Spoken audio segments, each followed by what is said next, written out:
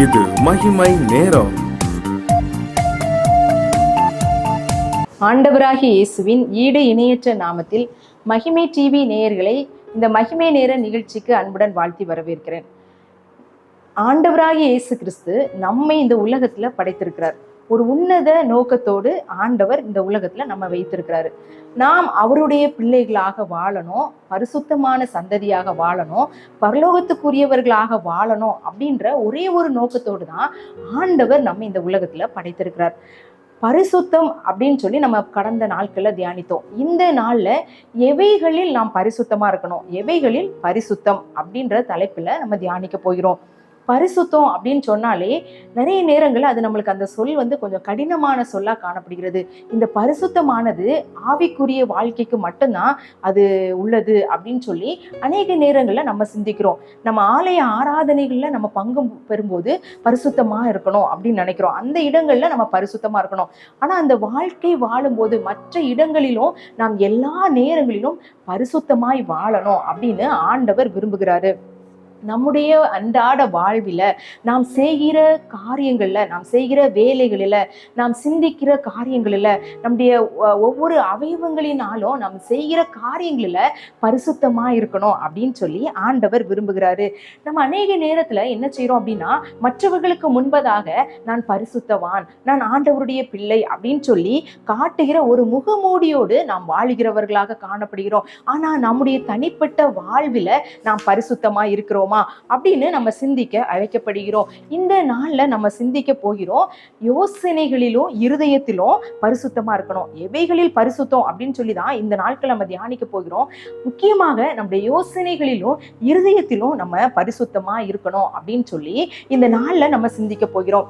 மனுஷனுடைய வாழ்க்கை எங்க தொடங்குது அப்படின்னா அவருடைய யோசனைகளில் தான். நம்ம அநேக நேரங்களில் சொல்லுவோம், எண்ணம் போல வாழ்க்கை அப்படின்னு சொல்லி. நாம் என்ன சிந்திக்கிறோமோ அவைகளை நம்ம செயல்படுத்துகிறவர்களா இருக்கிறதுனால நம்முடைய எண்ணம் போல நம்முடைய வாழ்க்கை காணப்படுகிறது. நம்முடைய எண்ணங்கள் தூய்மையானதாக, பரிசுத்தமானதாக, நல்லதாக இருந்தா நம்முடைய வாழ்க்கை நன்மை உள்ளதாக காணப்படும். நம்முடைய யோசனை தீமையானதாக காணப்பட்டா அதற்குரிய சாபத்தின் விளைவை நம்ம சந்திக்க வேண்டும் அப்படின்றத மறந்து போகக்கூடாது.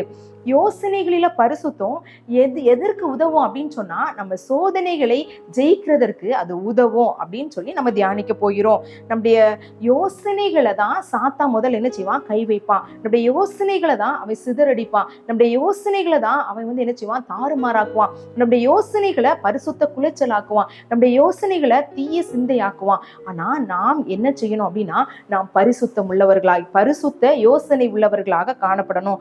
2 கொரிந்தியர் 10:5 இப்படி சொல்லுகிறது, எந்த எண்ணத்தையும் கிறிஸ்துவுக்கு கீழ்ப்படிய சிறைப்படுத்துகிறவர்களா இருக்கிறோம். எந்த எண்ணத்தையும் நாம் கிறிஸ்துவுக்கு என்ன செய்யணும், கீழ்ப்படிய சிறைப்படுத்தணும். அப்போ ஆண்டவருடைய சிந்தை நம்மில் காணப்படும் போது மாத்திரமே நாம் பரிசுத்த யோசனை உள்ளவர்களாக, நம்முடைய யோசனையிலும் நம்முடைய இருதயத்திலும் நாம் பரிசுத்தம் உள்ளவர்களாக வாழ முடியும். யோபு 31:1 சொல்லப்பட்டிருக்கிறது, என் கண்களோடு உடன்படிக்கை பண்ணின நான் கன்னிகையின் மேல் நோக்கமாயிருப்பது எப்படி. அப்போ என்னுடைய சிந்தை பரிசுத்தமாய் காணப்பட்டா எந்த விதமான பாவத்திற்கும் நான் அடிமையாக மாட்டேன்.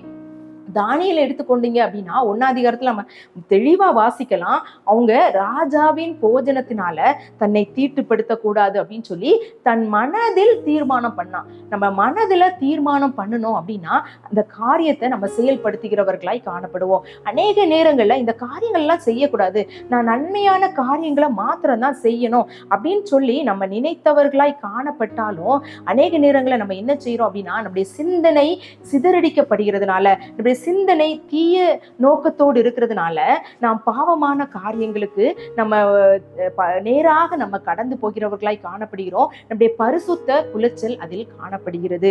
அப்போ நம்முடைய பரிசுத்த யோசனை இருந்தால் மாத்திரமே நாம் பரிசுத்தமாய் வாழ முடியும். அந்த சோதனைகளை வெல்ல முடியும். சின்ன சின்ன விஷயத்துல நம்ம சின்ன சின்ன காரியங்கள்ல, சின்ன சின்ன யோசனைகளில நம்ம தெளிவுள்ளவர்களாய், தீர்மானம் உள்ளவர்களாய், நம்முடைய யோசனை சரியானதாய் காணப்பட்டா பெரிய சோதனைகளை கூட நம்ம என்ன செய்ய முடியும், ஜெயிக்க முடியும். அப்போ நம்முடைய யோசனைகள் உள்ள பரிசுத்தம் நம்முடைய சோதனையை ஜெயிக்க நமக்கு கிருபை செய்யும். அப்போ நம் யோசனைகள்ல பரிசுத்தம் உள்ளவர்களாய் நாம் வாழ வேண்டும்.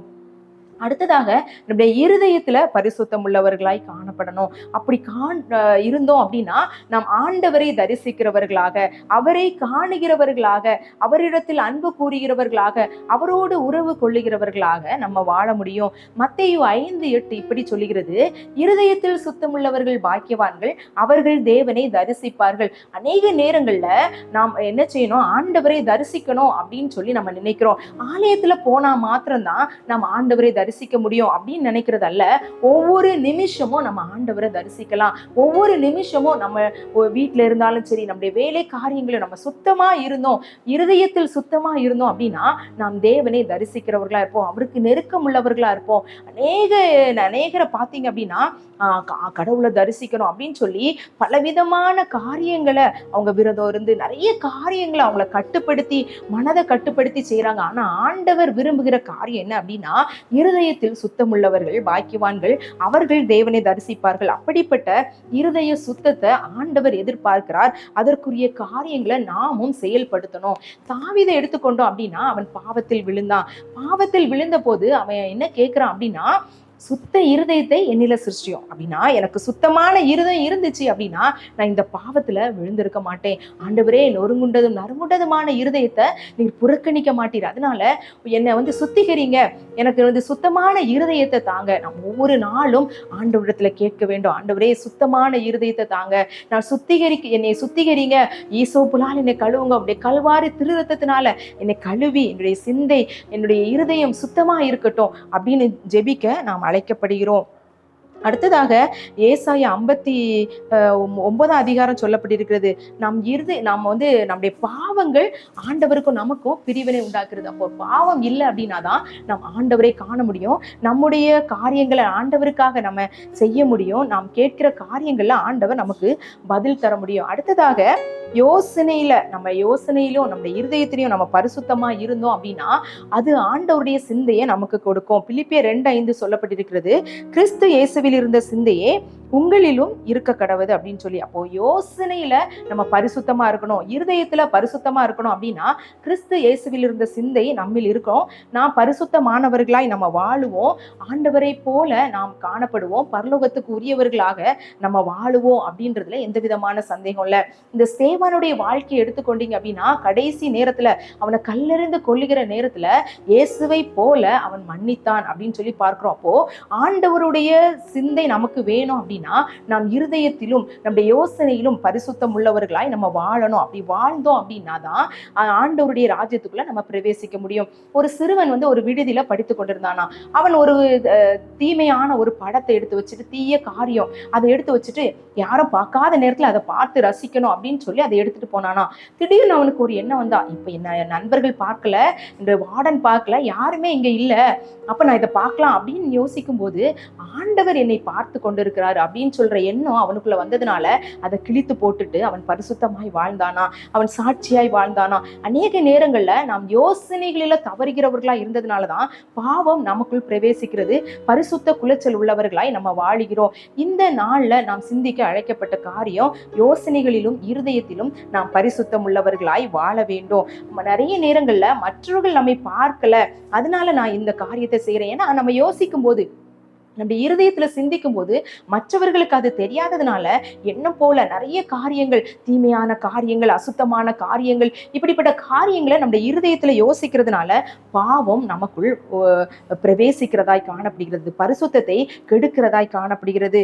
ஒரு சில நிமிட சந்தோஷத்திற்காக, ஒரு சில அற்பமான சந்தோஷத்திற்காக நம்முடைய யோசனைகள் சிதறிக்கப்படுகிறதுனால, பாவமான காரியங்கள் நமக்குள்ள வருகிறதுனால வாழ்க்கையே சீரழித்து போடுகிறது. சாபமான காரியங்கள் நம்முடைய குடும்பத்துக்கும் தலைமுறைக்கும் வருகிறதாய் காணப்படுகிறது. இந்த நாட்கள்ல நம்ம சிந்திக்க அழைக்கப்படுகிறோம், யோசனைகளில் பரிசுத்த வாழ்க்கை எனக்கு தாங்க அப்படின்னு சொல்லி ஆண்டவரிடத்துல அவருடைய இரக்கத்துக்காக நம்ம கெஞ்சலாம். எங்களை அருமையாய் நேசிக்கிற எங்கள் அன்பின் பரலோக பிதாவே, இந்த நல்ல நாளுக்காக உமக்கு ஸ்தோத்திரம். எவைகளில் நாங்கள் பரிசுத்தமா இருக்க வேண்டும் அப்படின்னு சொல்லி எங்களுக்கு கற்றுக் கொடுத்தீங்க. யோசனைகள்ல எங்கள் இருதயத்துல நாங்கள் பரிசுத்தம் உள்ளவர்களாய் காணும்போது உம்மை தரிசிக்க முடியும், பரலோகத்துக்கு உரியவர்களாக வாழ முடியும், இந்த சோதனைகளை ஜெயிக்க முடியும், பாவமான காரியங்களை விட்டு விலக முடியும், ஆண்டவரே நாங்கள் வெற்றி பெற முடியும் அப்படின்னு சொல்லி தியானித்தோம். அப்படிப்பட்டதான பரிசுத்த வாழ்க்கை எங்களுக்கு தாங்க. இந்த நாட்கள்ல நாங்கள் அநேக நேரங்கள்ல ஆண்டவரே பரிசுத்த குலைச்சல் உள்ளவர்களாக காணப்படுகிறோம். அது ஆண்டவரே உம்முடைய பிள்ளை என்கிற அந்தஸ்து எங்களிடத்திலிருந்து பிரிக்கிறதாய் காணப்படுகிறது. அப்படிப்பட்டதான காரியங்களை எங்களை விட்டு அகற்றுங்க. நாங்கள் சிந்தனைகளிலும் எங்கள் இருதயத்திலும் பரிசுத்தம் உள்ளவர்களா, எங்கள் யோசனைகள், எங்கள் நடக்கைகள் எல்லாவற்றிலும் நாங்கள் பரிசுத்தமாய் காணப்பட எங்களுக்கு கிருபை செய்யுங்க. எங்களால முடியாத ஆண்டவரே, உம்முடைய கல்வாரி திருரத்தம் எங்களை கழுவி சுத்திகரிக்கட்டும், எங்களை பரிசுத்தப்படுத்தட்டும். எங்களை தாழ்த்துகிறோம், வெறுமையாக்கிறோம். துதி கன மகிமை உமக்கு மாத்திரம் செலுத்துகிறேன். மீட்பர் இயேசுவின் மூலம் ஜெபம் கேளு நல்ல பிதாவே, ஆமென்.